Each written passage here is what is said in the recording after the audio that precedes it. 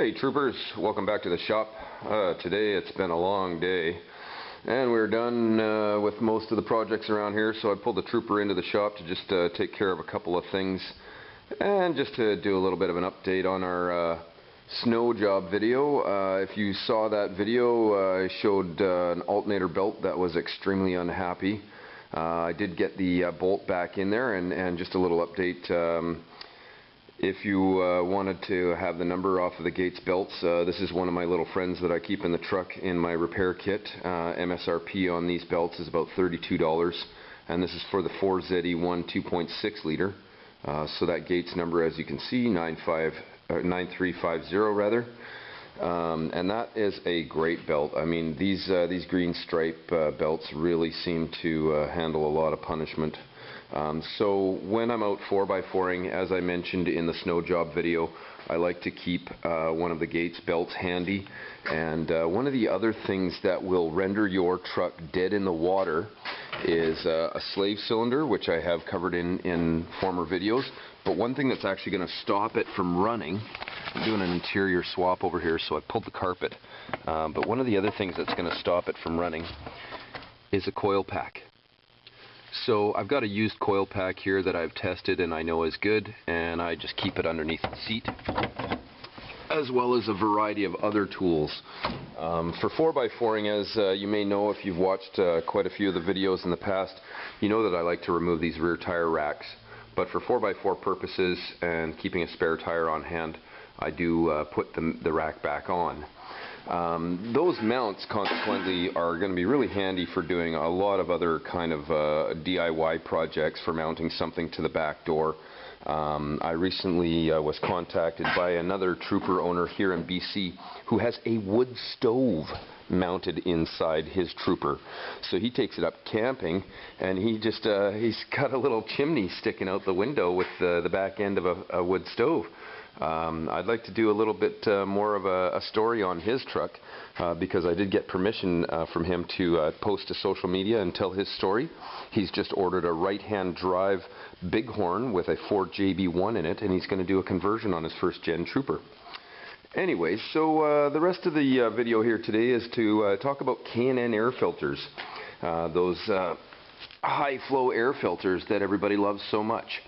Now, the MSRP on these filters ranges from about $40 to $75, depending on who you're dealing with and what your discount is at Lordco or whatnot.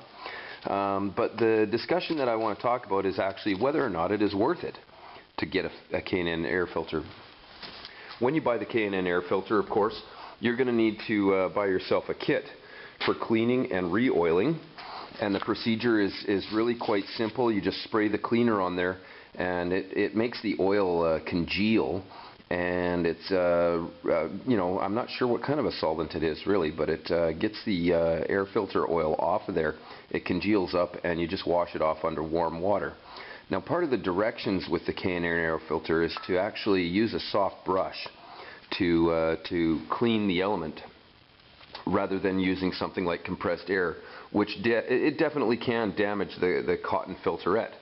But when it comes to using a brush, I couldn't disagree more, because the bristles of a brush are basically the perfect tool to perforate the cotton and knock holes through it. So I don't really use a brush of any kind. I use the actual K&N air filter cleaner, and while I'm washing it with with warm water, I don't use high pressure water. But when I get all of the oil cleaned off of there, what I do is I use a little Sunlight dish soap, and I just work it in with my fingers, because of course my fingers are way too big to fit in those holes and cause any damage. So I am pretty gentle with them. I've got two of the K&N air filters sitting around for troopers, and you know, there's several things that really contribute to fuel economy on your trooper. So, I mean, number one factor on fuel economy is going to be rolling resistance. You know, fighting the power of friction and rolling resistance. And so if your wheels, if you've got brake drag, or if your e-brake is clamping down and is seized, as so many of the rear e-brake cables do on these trucks, you know, the calipers would be happy to release in most cases. They are sort of a neglected part of the brake system. The rear calipers tend to get a lot of shit and abuse at the back end of the truck, and those cables seize up and they don't like to release. And so one of the things that I've thought about doing, which I haven't done to Goldie yet, is to literally eliminate the rear cable and just to go out and get some industrial braided cable and replace it with a non-shielded cable, because really I'm having a hard time thinking of any reason why it needs to be shielded. The number one reason for those cables seizing up is because they are in a shield. The shield housing cracks, the inner coil is metal, it begins to rust, and then it gets too much crap inside the sheath and it will actually seize to the sheath. So just getting some thick gauge industrial cable and replacing the whole works. Now the trick with that is figuring out how to put a nub on the end that you can pull really hard with, that's not going to slip off the cable. So when I come to a better solution with that or replacement, not only will I share that with a video, but I may actually begin to produce them for sale. But getting back to the K&N air filter, that is another reason for fuel economy. You know, so your rolling resistance, the tuning of your engine, and your airflow. You know, statistics on speed are also a big issue. You know, it's long been a thought that anything over 90 kilometers an hour really begins to drag down your fuel economy, and aerodynamics is one of those things, but also the power and the fuel requirements to keep a vehicle above 90 kilometers an hour, you know, which is about 50 miles an hour, is substantial. But the other reason is airflow, and a clogged air filter can cause an engine to burn rich and really chew up a lot of fuel economy. So I believe that it is absolutely debatable as to why you would want to buy a K&N air filter. In this case, of course, it is a high airflow air filter, and it may actually increase the overall power output of your engine. But when you're driving in dusty conditions or around sand, you know, your filter's going to get clogged pretty fast. So you're constantly cleaning the K&N air filter to make sure that you are achieving optimum airflow. And so when it comes down to that, you know, I start to wonder, well, is it more effective just to buy a stock air filter that's disposable and swap it out? How much time do you spend cleaning? Well, to clean one of these little guys thoroughly, you're going to be spending 15 minutes at least. It's got to dry overnight, and then you've got to spray it down with more oil. So I think it is debatable as to whether or not it is worth it to buy a K&N air filter. But in this case, I do have one. And one of the little mods that I like to do is to come over here to the air filter housing. And what I do is I unbuckle it, and then I just get on here with a screwdriver, and I invert the whole works. So the K&N air filter will be sitting upside down. So let's pull the one that's out of there, or in there, out. And the other thing you want to make sure is that you don't lose your gasket that your air filter came with. I'm not sure what it is with the K&N air filters. They typically just use like a two-sided tape adhesive to hold the gasket onto the filter. And I find that as soon as you spray it down with the K&N air oil, that oil seems to react with the tape, that the adhesive that holds this gasket on. And so basically after the first use, it seems like the gasket falls off of mine. And so I'm just going to wet this one down, shake the can really good, and knock that cap right off of there. And I'm just going to spray it with light coats.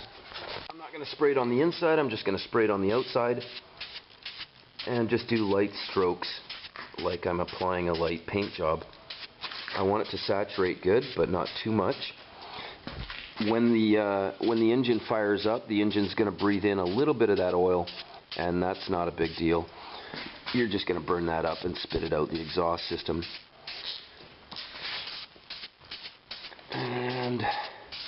we're going to do some cool tool videos coming up here. One of the cool tool videos that I'm going to be doing is on a tool called a bolt buster. And a bolt buster is an electronic device that allows you to put a coated coil around a seized fastener. And what it does is it applies heat directly to the seized bolt, but not to the parent metal around it, which is a super cool little tool. The other product that I want to do a little video on is this guy right here. This is a bore scope. This is a fairly cheap one. It's just purchased in Canada at Crappy Tire. It's a Maximum brand. And one of the things that I want to do is get inside the spark plug holes and have a look at the combustion chambers and see what's going on in there. There is an anomaly about this particular 4ZE1, and one of the cylinders has got something a little bit oddball about it, and that bore scope is going to help me look in there and see what's going on. But for now, I'm just going to install that K&N air filter. You can see I've dragged a little bit of mud. Almost, look at how high the line is. Almost sucked up some mud on that one, barreling through some mud holes. So I could clean that out really thoroughly. That's not a bad idea. But in this case, I'm actually not even going to be using the air box. I'm just going to invert this one right here. And so I'll get to that, and you can see what it looks like. I'll just set the camera down here. Hopefully it stays put. A little bit of an angle. Sorry about that. Alright, let's get some tools.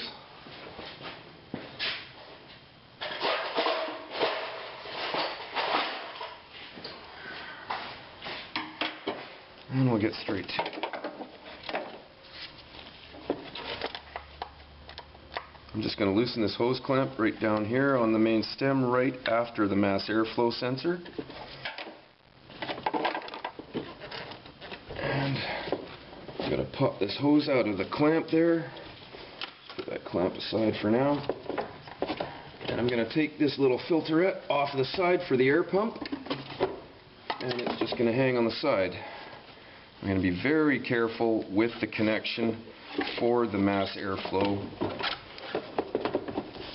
And then I'm just going to drag the main pipe over top and reattach it just like that. Let's clamp back on there and tighten her down good.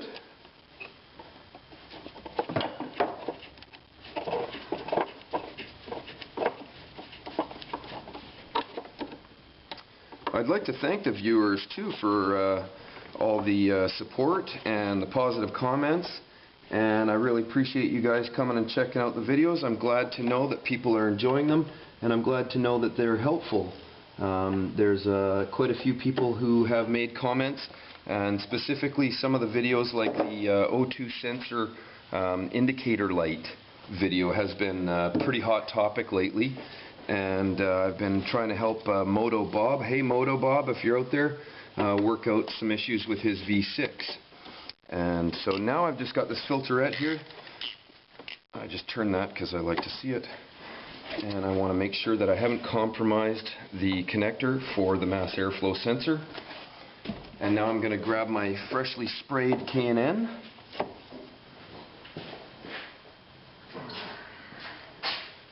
And I'm going to throw that right on top, just like that.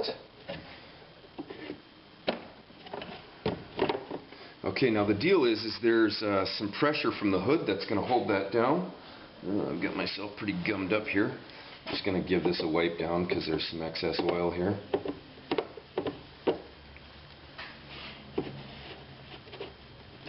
So yeah, the hood puts a little bit of pressure on top of the K&N air filter. And in order to avoid any rubbing on the inside of the hood, what I've done is I've just taken a small piece of foam, and I've used a little bit of black RTV silicone gasket, and I'll show you that right now. I've just attached that on the inside of the hood where the spot is, and that should hold there for a long time. That's oil resistant, waterproof RTV. I've done the same thing over here with my battery. I've used some really stiff hard packing foam, and I use that to avoid any kind of a clamp rub or touch, And you can see here on the hood, it's actually been very effective. So this large battery, this big battery upgrade that I've had, I continue to have no problems with it. I continue to be able to run my stereo and all my extra gear for ages. Here's another item underneath my hood that I have for a recovery kit and for four-wheeling. That's just an aftermarket compressor. No, I have not gone and purchased a fancy ARB model or anything like that. This is just like a $60 unit from the parts store, and it does everything that I want. Instead of having a plug-in for the lighter receptacle, I've literally just cut the ends and I jam them in the battery clamps whenever I want to use it, and that serves my purposes just fine.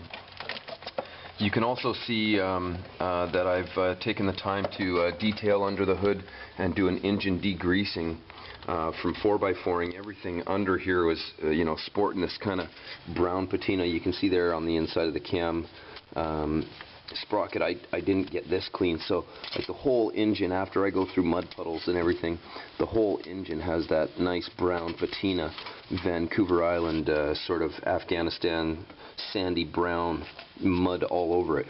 And if you're going to buy a used Trooper and you see that all over under the hood, hey, heads up, this person's four-wheeled that truck quite a bit and may have not taken the time to do any care to it. So anyways, there's my inverted air filter. I think I forgot my gasket because it's slopping around a little bit. And now I can take my other air filter and clean it out and get it ready for a fresh recharge. But again, that sort of conversation, I think it is debatable as to whether or not the money is worth it. As far as time spent goes, the time that it takes to clean, how much you actually get out of a K&N air filter. They are good for 1 million kilometers according to K&N, and I don't really disagree with that. I've seen them live a very long lifespan. So you're going to save some money in the long run as far as how many filters you have to buy, but that's going to seat right down nicely. The hood's going to hold that down tight, and there's a nice high flow air filter situation. Of course, I'm not going to do this in the dead of winter when there's any chance of water splashing up. I'm not going to do this when I go out 4x4ing and I'm jumping through mud puddles. I want it inside the box. Later on, I'm going to build a snorkel and relocate where the air intake is so that that's not such a danger. Anyways, troopers, look forward to those next videos where we do some cool tool videos on the bore scope and the bolt buster. But for now, time to get back to work. I've got some XM5 to put into my transmission and differentials, which I didn't get done the other day. You guys keep the rubber side down. Take care.